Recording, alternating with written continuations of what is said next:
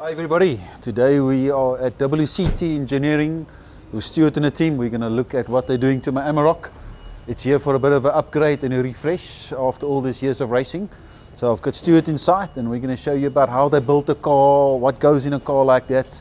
So a lot of the people who asks me, you know, what engine do we have, how does the Amarok, how do you build an Amarok like that? We've got Stuart here to explain all of that. Yeah, let's have a quick look. So here we have four very similar cars to your Amarok. Yes. Two Hiluxes, another Amarok like yours, and a Navara. Yes. Okay. They're all T1 cars, FIA T1 cars as yours is. Yes. The two Hiluxes are waiting for racing to resume, which will hopefully happen sooner rather than later. Yes. If we walk past Tell the people about this wonderful side-by-side you're building. That's sort of a new project for you guys. Yeah, indeed. New line that you're opening up. Yeah, it's a new class for cross-country racing, a bit of an entry-level class. Yeah. So this is a Can-Am Maverick, yes, but built to full FIA regulations. Yes. So you take the original Can-Am, strip it, and then rebuild it based on your frame. Yeah. So everything that's blue is sort of comes from you guys that you've rebuilt. It's almost a bit like your Amarok. It's got it's got some of the original bodywork, but everything else is new. The original engine and gearbox. Yes. And quite an exciting new class. I think it offers guys an entry level into cross-country I'm really looking forward to testing one day. Yeah, for sure. I think you'll be surprised by how good it is. Yes. Maybe I shouldn't test it. Yeah. It's probably safer to stick with what you've got. And there you've got another Amarok like mine in production. Another Amarok like yours in production. As said, the two total Hiluxes, which are just waiting for racing to resume. Navara, which is also very similar to yours, a little bit older spec. That's Jürgen's car now. Jürgen Schroeder, Okay, it's also here for some love and attention. Yeah, we look after it, so it's here for its sort of general prep and race support. Okay. Excellent. So this is where, for the people who doesn't know, this is, if you look at that Amarok over there, we'll show you just now my car, but that's what they'll look like in basics, without kits, and then they are slowly assembled. But effectively it's a pipe car, and then it sits on a chassis, which is all built from pipe steel, put together, different engine, different suspension. Literally, I joke, if we look at my car now, the only VW in my car is the badge that you've got. The rest is all hand-built. This is an interesting car you've got here as well, Stu. Is this also a new line for you? It's a Lamar type sports endurance car. Yes. So it's one that we run in the local South African endurance series. Yes. Quite fun, quite a high-tech car. Okay. So quite nice. It certainly variety is the spice of life. Absolutely, And do you still have the surprise upstairs? This is a Jordan, and it was in Eddie Jordan, who was the team founder's private collection. Here we are at my car now. I've got Chart and Stuart there, but Chart is looking after the car now. He's our car engineer. So like Chart said, he's going to give the car a new lease of life. We've made small changes, but it's fundamentally just a refreshing, touching up where the car had some small cracks in the frame, making some changes to the air cooler and so forth. So Chart, you can take us through what we're doing to this car and what we're looking forward to. Yes, Henny. So obviously this car has proven itself to be a worthy contender at Dakar. So we basically, like you said, just refreshing and fixing a couple of dents and dings that you gave it in its life. So obviously working on some of the suspension components, we're making some changes there. The regulations changed, saying that we are allowed to use longer travel in the suspension. So obviously Stuart is making some changes regarding the top wishbones and also the stoppers where it's allowed to travel to now. Are we going from what length to what length? What's the changes? Henny, if I'm not correct, it's 280 millimeter travel. 250 to 280 at the front. So we gain another 3 centimeters. 330 centimeters. at the back.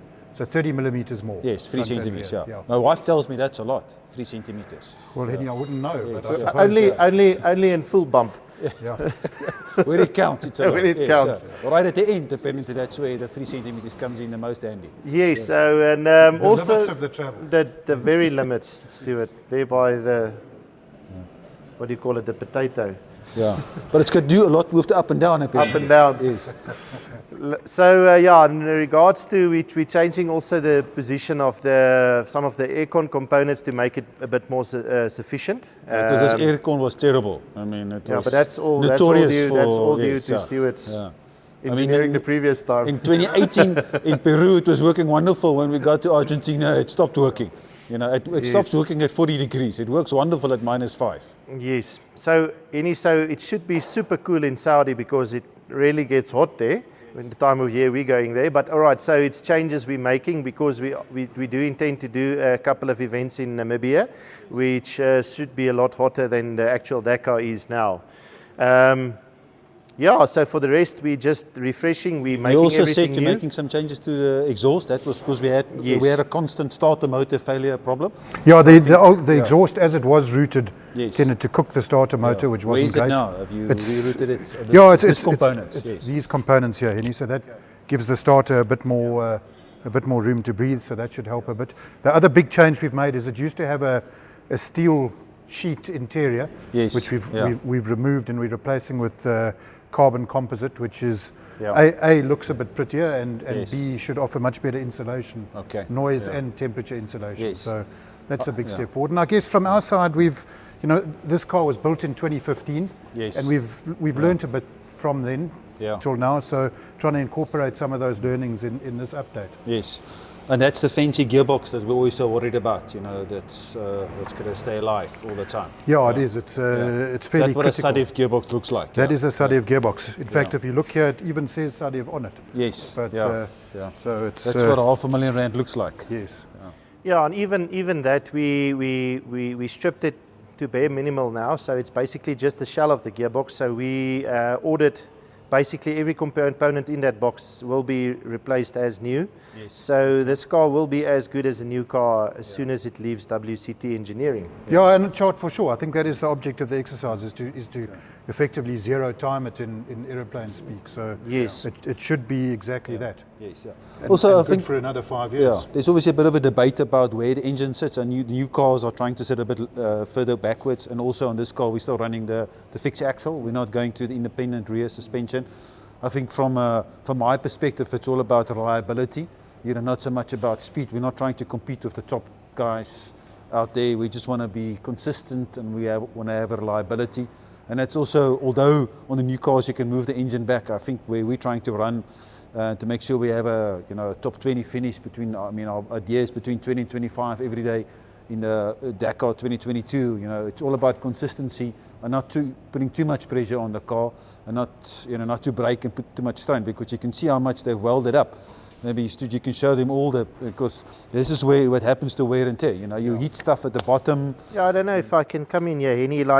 So an off-road vehicle or a cross-country vehicle like this lives a bit in difficult terrain. So, for instance, when they do land on some sump rocks, they do tend to damage some of this tubing. So you can see Stuart replaced some of the bottom tubing here, make it all fresh, new front cross member, all the things that actually have a very hard life in desert rock conditions. So the frame will be as good as a new one once it leaves here. So again, this car has been proven to finish a Dakar, so we intend to do so and do so comfortably. So yes. Because this year we had a big challenge with on the rear prop shaft, on the belly plates. Yes. We had lots of. This year was rock, a little sand. Notorious for the rocks, we all thought that we were going to the desert, playing the dunes, and the first week was absolute rock upon rock. Three spare wheels some days were not enough. Yes, this cars took a hell of a lot of hammering on the skid plates and the bottom frames. Do you have a skid plate close by that we could sample? The bottom belly plate. I'll go fetch it. Just to try and show them what thickness they are, and what kind of hammering it takes. Yeah. All right, so this is the sample of the middle skid plate, not the front one at least. So this one sits directly below the gearbox. So you can see this is a 6mm plate, and you can see this one was used previously, so how the rocks and things damaged this thing underneath. So this year for Dakar 2022, we're going to do a lot more of these spares, because we didn't take any spares the previous time we were there, and by day 4 we really struggled to get the plates on and off the car. So this is all things that we learned with the new terrain that Dakar is in or moving into. So think for Dakar 2022, we're going to be much more prepared for what we might encounter there.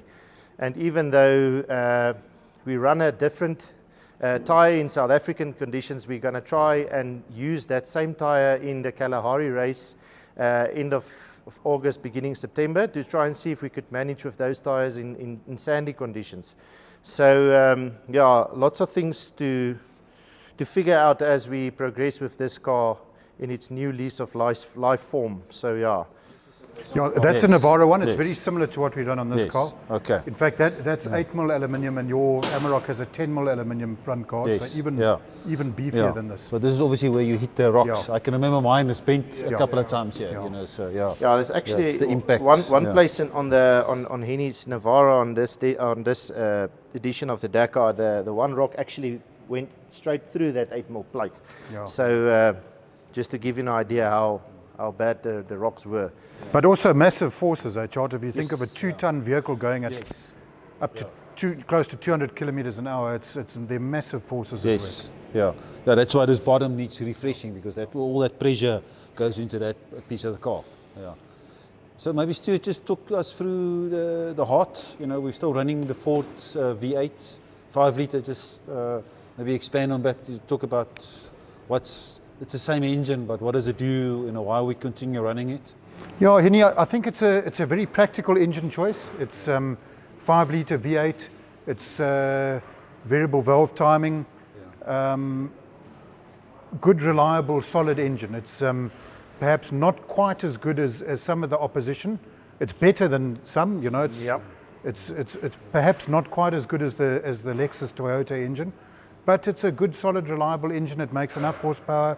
It's nice and light, a good spread of power and torque, and it's a good choice, very practical choice. And on that note, it's still I think a very budget-conscious decision. Whereas the Toyota engines I know are a hell of a lot more expensive than the Coyote option. Yeah. So like we said, we opting for reliability, and we know this thing works.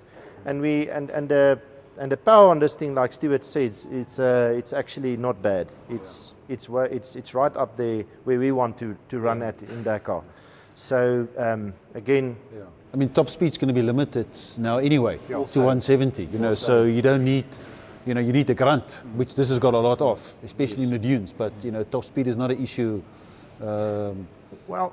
Yeah, like we said, like the Dakar we did this year. I mean, this 5-litre engine has more than enough torque to compete with bigger engine cars that you will compete against. So, again, I'm a very, very avid supporter of the Coyote engines. Yes. Either or the Gen 2 or Gen 3. I mean, it's a thing that actually works. So, I like these engines. I mean, I was looking for about 2 days. I was looking to get the new turbo, the Ford, and obviously maybe the Audi engine, so it comes back to the family again. But I mean, the Porsche engine that's an option is R500,000 to get the 3-litre, and Audi engine, Q5 engine, which you would put in the 3-litre with 250,000 to 300,000 rand. You know, where these ones go for about 90,000 rand, the new Coyote engines, if you have to replace this one. Well, Henny, and also we like I said, back again to the reliability factor of this thing. I mean, so if you go to a turbo choice, I mean, obviously, Stuart, then we start talking about the excessive heat that the turbo creates, and then we start that whole learning experience again. Like, is the cooling sufficient? Is the underneath the bonnet heat, is that now going to be a problem or whatnot? So, I mean, sticking to what we know works, I think for what we're doing is exactly where we should be. Yeah, we're not a factory team. So I mean, again, sticking to what we learned in previous Dakars, and then just working on the niggles that we found were to be problems previously. So. Stuart, are you guys going to look at building a new car with a turbo engine? Have you looked at that yet? Yeah, Henny, the way the rules are formed at the moment offer very little advantage to a turbo engine. And as Chart touched on, turbo is a far more complex solution. But I think that said, the turbo will offer some advantages. So I think certainly as the rules settle down, it's something we'll look at. I mean, as you know, this car, we were actually you know, a bit ahead of the game in that this car was built with a turbo engine to start with the turbo Audi engine, as you touched on, to be part of the Volkswagen group, and it was very effective. But it's something we'll have to look at, and obviously it depends on the demand for a turbo. But I must say, I'm always worried about, if you see what happened to Gary's car, you know, the sister or brother car of this one, which burned out in Botswana. You know, that turbo is a sensitive thing, and I'm always worried about in Dakar, if you have a big roll, there's such a lot of heat there. You know, from a safety, I know they're ducking it off, but yes, I must say. We've learned, since building this car, we've learned quite a lot. These global touring cars are turbos, so we've learned quite a lot about turbo engines through them, and they're fantastic. But I agree with you, they are more complicated and they come with some potential disadvantages. Okay. Oh, it sounds like a nice new project for 2021. It could well be, yeah. Could be. Okay. So here at the back is where the fuel cell comes in. We're getting a new fuel cell every 5 years. FIA rule says we have to replace the fuel cell. Even there's nothing wrong with this one, but it's every 5 years. Same with the seats and the safety belts and all that. Everything's got to be replaced in every 5 years.